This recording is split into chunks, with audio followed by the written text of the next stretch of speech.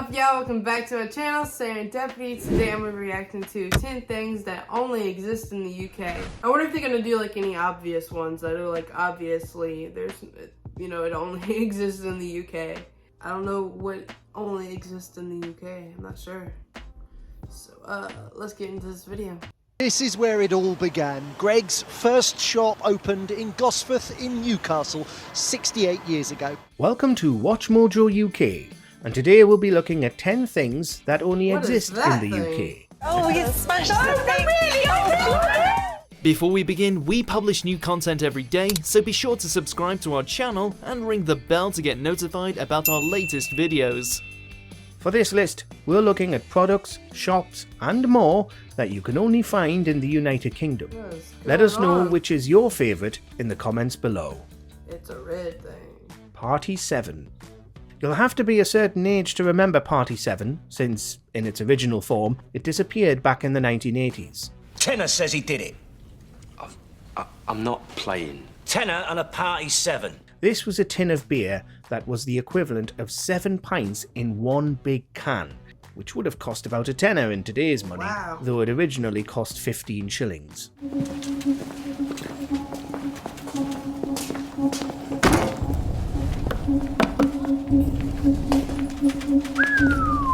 It's a testament to how much... The thing is like you had to finish it because you can't just close that tin back up. The Brits love booze that such a product existed and remained popular, despite its propensity to explode and supposed poor quality. Right, the chosen vintage of the CID. How many of you remember the Party 7? Then in the 2020s, Party 7 had a brief renaissance when the beer returned in a keg format in 2021. Little Chef. It was a sad time in 2018 when the final Little Chefs closed their doors. Well, I'd like eggs and bacon. I'd like toasted jam. Once upon a time... How many of y'all did that bring nostalgia to? I bet that brought a nostalgia to a lot of y'all.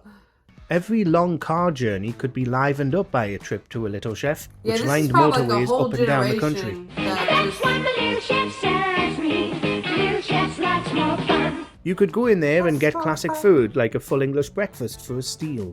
A boon not only to families giving their kids a chance to stretch their legs, but lorry drivers needing a pick-me-up after hours on the road. It struggled for years following its decline in the 2000s and eventually shut all its branches. But for decades, it was a British cultural icon. A little chef goes a long way. The House of Lords. And that's like one thing, you probably like, when you get ready for a road trip, like you are ready to, you know, go eat there. And now if that's not a thing, it's kind of sad, you know? I don't think we have anything like that. Any like big, I mean, sounds like maybe Waffle House for the South, but that's not even, or yeah, I'm not sure. Headline-grabbing recommendation, abolishing this place, the House of Lords, in favour of an elected chamber. One of the most controversial things in British politics, the House of Lords as of 2023 is still there and still affecting our laws. That's despite many attempts to reform it and lots of high-profile and powerful politicians even saying they want to abolish it completely. I think there's a lot that needs to be done to change the House of Lords.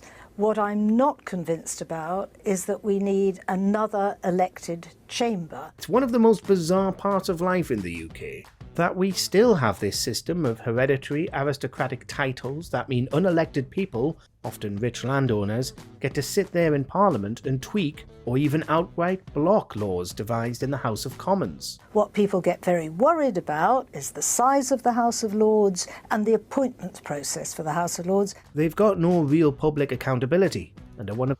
That's crazy that they just, they can just make a law into Parliament just for being rich and owning property. The strangest things about Britain to explain to foreigners. That's very strange. That's kind of crazy. So, like, does the Prime Minister get a final say-so? Or literally, they can come up with a law and say it and put it into law? Or does, like, the Prime Minister get, like, a final, like, okay, yeah, we'll do that?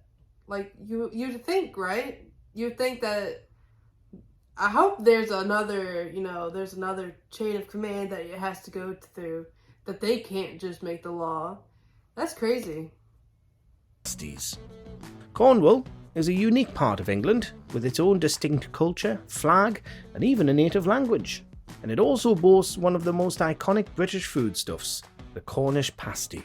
But the humble Cornish pasty is perhaps more important than you realise if you're not from really Cornwall good. yourself, since it previously held protected status under EU law. This meant that only pasties meeting stringent requirements could truly call themselves Cornish. They've got to follow a strict recipe and be prepared in Cornwall. This was all done to protect the pasty industry, which uses local produce and provides jobs to many in the county. Tabloids. It's kind of crazy, though, that somewhere else in the UK can make the recipe to the T, but it still not be the actual thing. They can't. Of course, most that. countries That's do crazy. have tabloids of their own, but tabloid culture in Britain is a law unto itself. Around the world, the UK is It's been notorious a for its long time relentless, since I've unethical read a tabloids. magazine. Not only do British celebs find themselves at the mercy of the tabloid presses regularly, but so do celebrities from elsewhere who are deemed worthy enough to get harassed by UK red tops. For over 100 years now, cheaply produced papers relying on sensationalist reporting and invading the privacy of the rich and famous have been part and parcel of British life, so much so that it's strange to imagine that the media landscape is very different overseas. Colin the Caterpillar. It's quickly becoming the food fight of the century because the iconic birthday staple, Colin the Caterpillar, is going to war with lookalike Cuthbert. No child's birthday party is complete without a visit from Colin the Caterpillar.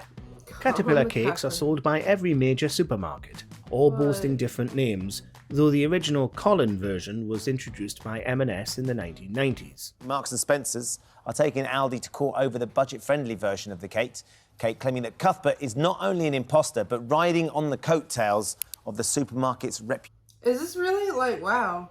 I didn't. reputation.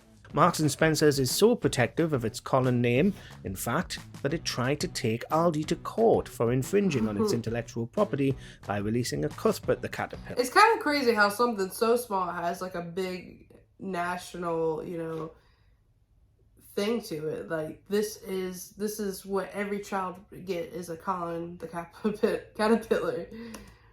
Wow, that's crazy. It's a bit unfair because you've got similar caterpillars. I think there's a Clyde in Asda, and there's a Wiggle in Sainsbury's, and an Eric. That suit was settled, and Caterpillar cakes continue to be sold by all supermarkets, often as a cost-effective way to get a large amount of chocolate cake. So if you have a Colin or an Eric, which one are you buying? For your Are you kids. going to go with Colin? Greggs. If you miss Little Chef, Greggs is one of the retailers that expanded to fill the vacuum it left behind. This is where it all began. Greggs' first shop opened in Gosforth in Newcastle 68 years ago. But not only will you find a Greggs at every service station up and down the country, there's pretty much a Greggs on every single street, sometimes 2 or even 3 branches all competing with each other. With its cheap, tasty pastries and sandwiches, Greggs has invaded high streets around the country from its headquarters in Newcastle, which has over 30 branches alone. From its roots in the northeast, Greggs expanded steadily. In total, there are over 2,200 branches of Greggs, about 1,000 more branches than McDonald's, but it still only exists in the UK. It didn't even have any shops in Northern Ireland until 2016. Today, Greggs has more shops in Britain than either McDonald's or Starbucks, and says it may launch abroad in the years to come. Tizer. Tizer! It's a red thing! Though its presence on supermarket shelves has waxed and waned, especially in recent years, Tizer is still sold by British retailers and turns 100 in 2024. It's manufactured by Bar, which also makes Iron Brew, but unlike the national drink of Scotland, Tizer has never really appeared in other countries. It remains such a niche drink that you might have thought it had been made defunct and could have gone years without seeing a bottle. Yes, we have 3 great new flavours. No! We're not changing colour! Tizer! It's a red thing! Right. Oh, so that's crazy. It has different colors, but you cannot tell what flavor it is. I mean, it has different flavors, but you can't tell what color. I mean, what flavor it is because it's all red. Red and with a top secret recipe, who knows what they really put in Tizer, Yeah. which adds to the allure of the Great British Pop, as its slogan calls it. Is that your favorite British drink? Henry Hoover. Henry the What Hoover. British home is I've complete seen without this a one. humble Henry to keep everything shipshape? Meet Henry from Pneumatic International. Honestly, we have something similar, but it's called like a shop vac. It looks literally kind of similar, besides the wheels, and not as round. But it's not Henry. Henry and his numerous siblings like James and Hetty are certainly the most Wow. iconic vacuum cleaner in the UK, thanks to his large googly eyes and cute appearance. They're not the best vacuums on the market, but we'll be damned if they're not reliable. So what is it that makes Henry the industry favourite? Hey, that's smart to have like a retractable cord.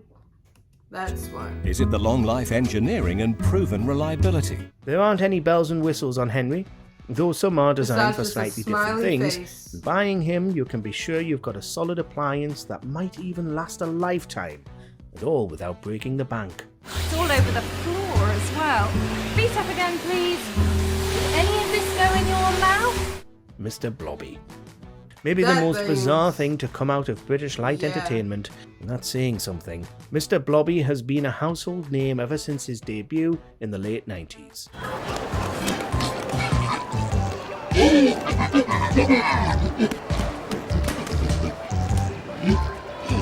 But his longevity defies all logic and reason. An absurd character who caused chaos on Noel's house party, Mr. What? Blobby now routinely reappears on TV and even on the It's like a crazy trip that you're on. stage. Because Mr. Blobby will be going on holiday soon, he needs to get a photograph for his passport. Even Blobby needs identification. Every time he does, he sounds wreaks havoc, weird. ruining segments, breaking items, throwing tantrums, and scaring children half to death. Oh, you smashed the thing! Why do they keep bringing him back when his only role is to smash things and screech like a banshee? Your guess is as good as ours. Wow, it is pretty crazy how y'all take like these like small little things like Colin the Caterpillar or Henry the Hoover, stuff like that, and it's like it's the staple of the nation, and that's crazy. They didn't do any that you would already have thought that it was only in the UK. Wow, I did not know any of those things existed. Besides, I feel like Henry the Hoover. I feel like I've seen Henry the Hoover before. Let me know in the comments what other things are only in the UK. But yeah, that's all I got for you. I hope you enjoyed this video. Like always, there's more to come, and I'll see you in the next one.